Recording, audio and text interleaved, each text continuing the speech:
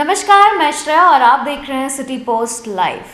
केंद्रीय गृह राज्य मंत्री नित्यानंद राय का प्रेस कॉन्फ्रेंस का आयोजन हुआ। इस प्रेस कॉन्फ्रेंस में नित्यानंद राय ने कई मुद्दों पर अपनी बातें रखी हैं। उन्होंने क्या कुछ कहा है, पहले हम आपको वो सुनाते हैं। देखिए, नीतीश कुमार जी हर मौके पर हर प्रकार की बात करते हैं। भारतीय जनता पार्टी को परम पूज्य अटल जी पे गर्व है और अटल जी भी भारतीय संस्कृति और भारतीय विरासत पर पूरा भरोसा करते थे। वंदे मातरम गीत उन्हीं के समय आपको पता है कि अमेरिका में गाया गया। उसी समय भारतीय संस्कृति का जो भारतीय विकास में सहायक भी है, उसकी बात अटल जी हमेशा कहा करते थे। अटल जी की 5 कविताओं को पढ़ लेंगे तब नीतीश जी को समझ आएगा कि अटल जी की भावनाएं क्या थी। पेपर लीक का मामला नित्यानंद राय जी लगता है गांधी जी ने तुष्टीकरण का अपनाया कांग्रेस से जुड़ते हुए। नहीं, देखिए, गांधी जी नहीं, उस समय के कुछ नेताओं की यह भूल थी और शायद तत्काल पद पा लेने की जो इच्छा थी, जो नेता एक हिंदुस्तान में स्थापित हुए, एक नेता पाकिस्तान में स्थापित हुए, और उन दोनों की तुष्टीकरण के कारण एक वातावरण बना और बंगाल में जो उपद्रव हुआ था उसको ओझल करते हुए देश की मन स्थिति को लोग समझा नहीं। कुछ लोगों ने पद की लोलुपता और अति शीघ्रता के लिए देश के बंटवारा की नींव डाल दी।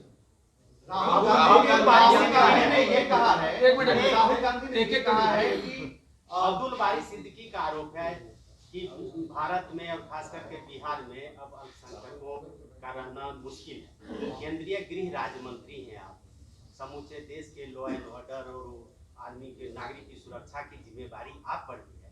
अब्दुल बारी सिद्दीकी जैसे नेता का यह बयान किस रूप में आप देखिए, बिल्कुल उनका बयान गलत था और आप कह रहे हैं कि आप भारत के गृह राज्य मंत्री भी हैं। मैं भारत के गृह राज्य मंत्री होने के नाते कह रहा हूँ और बहुत जोर देकर कह रहा हूँ कि हिंदुस्तान ही एक ऐसा देश है जहाँ सब सुरक्षित है और अल्पसंख्यक भी सुरक्षित है। और जिसकी बात वो कर रहे हैं, जिस अल्पसंख्यक की, वह दुनिया के किसी देश से सबसे ज़्यादा भारत में सुरक्षित है और उनकी सुरक्षा केंद्र की सरकार की नीति भी है। इसलिए वह जो कह रहे हैं वह आरजेडी के खोते हुए जनाधार से अलबलाकर वह ऐसी भाषा बोल रहे हैं। आज बताइए ना, विकास की गंगा जो माननीय प्रधानमंत्री जी के भगीरथ प्रयास से बह रही है, क्या चिन्हित करके होता है? जो क्राइटेरिया, उसके आधार पर सबका साथ, सबका विकास हो रहा है और सबसे ज्यादा सुरक्षित जिस अल्पसंख्यक की बात कर रहे हैं वह भारत में है। और भारत का एक एक नागरिक यह भी महसूस करता है कि दुनिया का सबसे सुरक्षित देश अभी भारत है। भारत की इतनी प्रतिष्ठा है आदरणीय नरेंद्र मोदी जी के नेतृत्व में कि दुनिया ने देखा है यूक्रेन और रूस के बीच उस युद्ध को, युद्ध विराम करके भारत के 35,000 से ज्यादा छात्रों को, भाइयों को, बहनों को अपने देश आने का एक प्रकार से मौका दिया, युद्ध विराम करके। जो भारत का तिरंगा थाम लिया वह सुरक्षित हुआ। यूक्रेन और रूस के युद्ध में पाकिस्तान के लोगों को भी वहां से निकलना पड़ा या किसी भी वैसे लोग को तो वह भारत का नाम लेकर ही वहां से बाहर निकला और वह 2 दिन का माननीय प्रधानमंत्री जी के आग्रह पर जो यूक्रेन और रूस ने जो इस युद्ध को विराम दिया था, यह बताता है कि आज माननीय नरेंद्र मोदी जी के नेतृत्व में भारतीय दुनिया में भी सुरक्षित है और भारत में रहने वाला भारत का हर नागरिक सुरक्षित है। नीतीश जी को मुख्यमंत्री बने हुए कितने साल हो गए? 17 साल हो गए ना। 17 साल बाद वो सुधार यात्रा पर निकले। इसका यही मतलब है कि अभी तक उन्होंने कोई सुधार नहीं किया है, कोई सुधार नहीं किया और हताशा की यह यात्रा है। जब जनाधार खो बैठे हैं, उनको लग रहा है कुरहनी हार और गोपालगंज की हार और मोकामा में बड़े मत को प्राप्त जब भारतीय जनता पार्टी की है, तो उनको लगता है कि उनका जनाधार खिसक चुका है। जो भी यात्रा कर ले, है ना, जनता को विकास यात्रा में विश्वास है और विकास की गंगा नरेंद्र मोदी जी के नेतृत्व में बह रही है। लोकतंत्र है, किसी को यात्रा करने का अधिकार है। राहुल गांधी नीतीश कुमार के विकास यात्रा के बारे में आप कह रहे हैं, पिछले जितने साल वो सत्ता में रहे सबसे ज्यादा आप ही उनके साथ रहे और उनके विकास यात्रा का सबसे ज्यादा प्रचार किसी ने किया तो बीजेपी ने किया।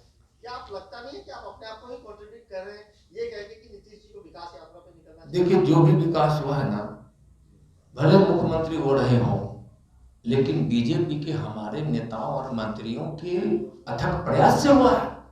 आप उठाकर देखिए, सड़क में विकास हुआ है तो सड़क का पैसा कहां से आया है?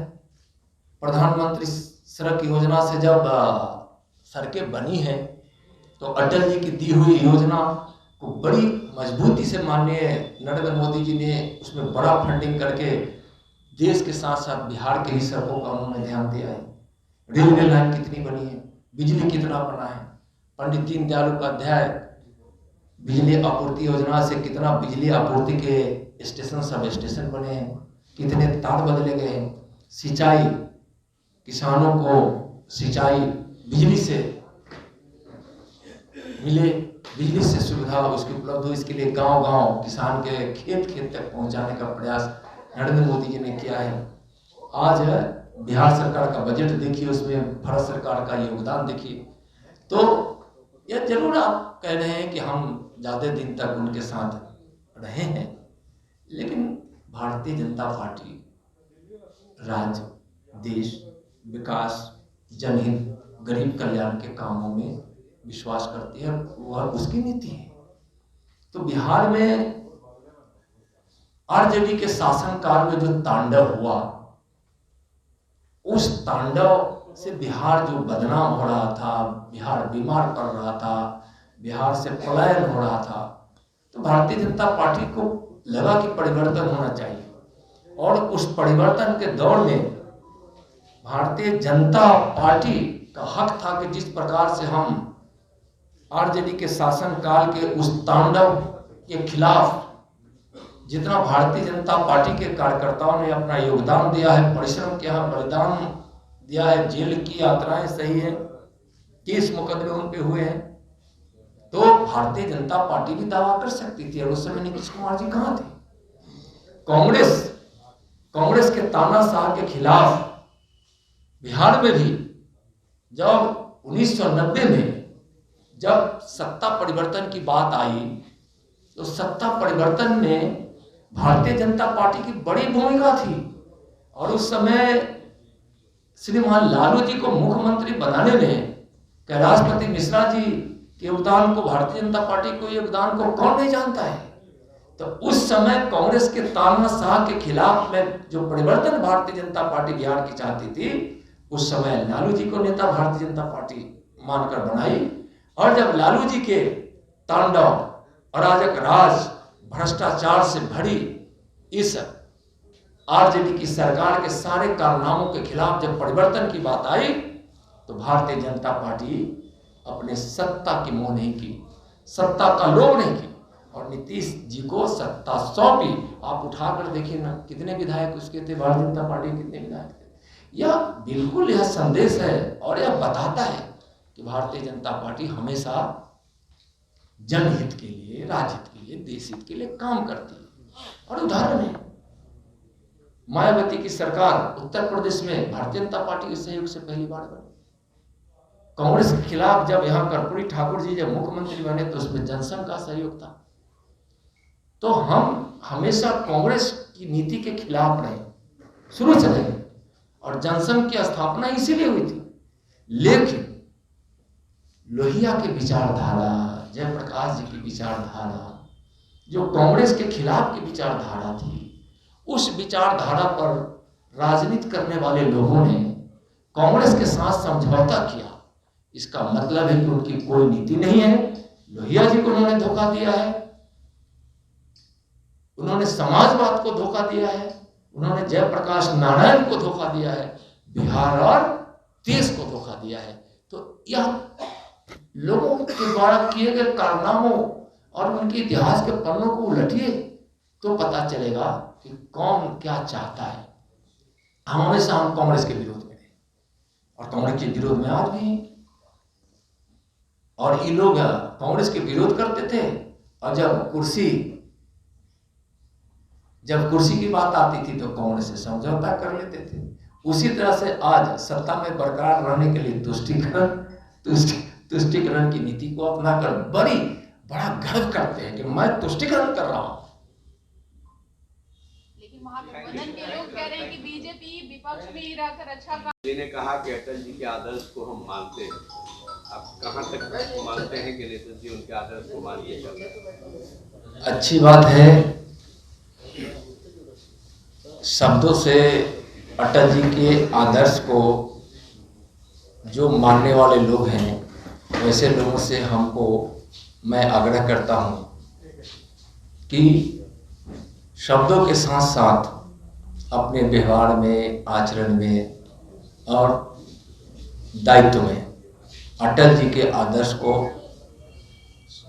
स्थापित करें, अटल जी की नीतियों को उनके बताए हुए मार्ग पर चलें और तभी अटल जी की नीति के प्रति सही भावना होगी।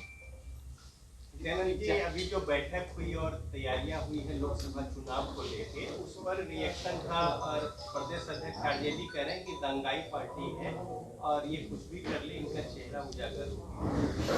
देखिए, आरजेडी परिवार की पार्टी है और 15 वर्षों तक आरजेडी के नेतृत्व में आरजेडी गठबंधन की सरकार रही है। बीच बीच में जदयू से भी उनका गठबंधन होता रहा है और आज नीतीश जी के नेतृत्व में उस गठबंधन की महागठबंधन की सरकार है।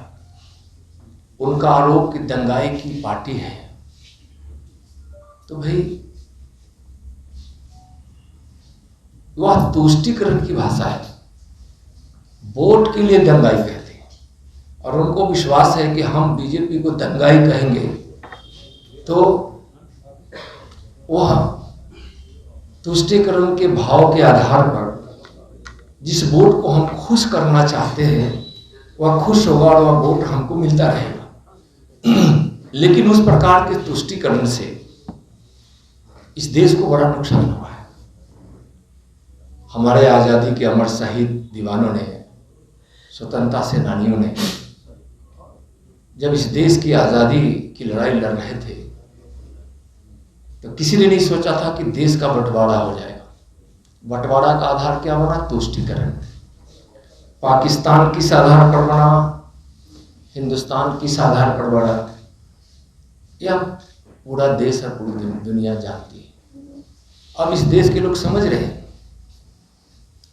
दंगाई है, सांप्रदायिक है। लेकिन क्या हिंदू को गाली देना धर्मनिरपेक्षता है? इस देश में धर्मनिरपेक्षता का मतलब वो नहीं है। इस देश में धर्मनिरपेक्षता का मतलब और भारत की मिट्टी में जो धर्मनिरपेक्षता का भाव है वह है कि सबको अधिकार, सबके साथ न्याय, सबको विकास का समान अवसर, सबको उन्नति के लिए व्यवस्था खड़ी हो, उसमें पारदर्शिता रहे, भ्रष्टाचार न हो, किसी को किसी धर्म के आधार पर पीछे करके वोट के लिए और अपने परिवार की उन्नति के लिए धर्मनिरपेक्षता के भाव से अलग हटकर बिल्कुल तुष्टीकरण को ही धर्मनिरपेक्षता मान लेना। टिप्पणियां उन्होंने की है कांग्रेस के लोगों ने, और जो टिप्पणी है उसका कई टिप्पणियां हैं। अगर आपके ध्यान में जिस टिप्पणी को आप चिन्हित करके हमसे प्रश्न किया, जरा उसको कहें तो ज्यादा बढ़िया होगा। हाँ बिल्कुल, गौरव पाणी ने कहा था कि ये वही अटल जी हैं जिनके ऊपर तरह तरह के आरोप हैं, इंक्लूडिंग बाबरी मस्जिद के लिए मोबिलाइजेशन करने का काम। अरे भाई, भारत की विरासत में बाबरी मस्जिद नहीं है, भारत की विरासत में राम जन्मभूमि है, और बाबरी मस्जिद राम जन्मभूमि पर मंदिर को तोड़कर हम लोग बिहार के लोग रहने वाले हैं, बिहार के रहने वाले लोग हैं, हम भारत के रहने वाले लोग हैं हम लोग। सीता मैया के रसोईया को भी तोड़ा गया था, भगवान श्री राम के जन्मभूमि पर बने गर्भगृह से लेकर मंदिर तक भी तोड़ा गया था। और बाबर ने जो वहां ढांचा खड़ा किया था वह क्या न्यायपूर्ण था? अन्याय किया था, अतिक्रमण किया था, पाप किया था बाबर ने। उस ढांचे को ढाकर वहां राम जन्मभूमि का मंदिर बन रहा है, और उस पर अटल जी को गर्व था कि भगवान के राम जन्मभूमि पर मंदिर बने। और भारतीय जनता पार्टी की इच्छा रही है, और इस देश की इच्छा रही है कि भव्य मंदिर बने। और आज माननीय प्रधानमंत्री जी इस देश के दुनिया के सबसे लोकप्रिय नेता हैं, उनके इस कार्यकाल में भगवान श्री राम के जन्मभूमि अयोध्या पर भव्य मंदिर का निर्माण हो रहा है। यह हर भारतीयों के लिए गर्व की बात है। बिहार में पेपर लीक के मामले बहुत सामने आ रहे हैं, राजनीति कितना बड़ा फेलियर है? पूरी तरह से फेलियर हो रहे हैं, पेपर लीक हो रहे हैं, शराब का नकली धंधा हो रहा है, जहरीली शराब बन रही है। जहरीली शराब बनाने में यहाँ के सरकार के, यहाँ के प्रशासन के, यहाँ की पार्टियां जो सत्ता में है उनके नेता इसमें सम्मिलित हैं। पेपर लीक हो रहा है, हत्याएं हो रही है, माँ बहनों के साथ बलात्कार हो रहा है, डकैती हो रही है, चोरी हो रही है, लूट हो रहा है। सारी की सारी अव्यवस्थाएं, अत्याचार, कानून तोड़ने वाला काम बिहार में हो रहा है। तो देखा आपने किस तरीके से केंद्रीय गृह राज्य मंत्री नित्यानंद राय अपनी बातों को रखे। खास तौर पर उन्होंने नीतीश कुमार पर और बिहार सरकार पर निशाना साधा है।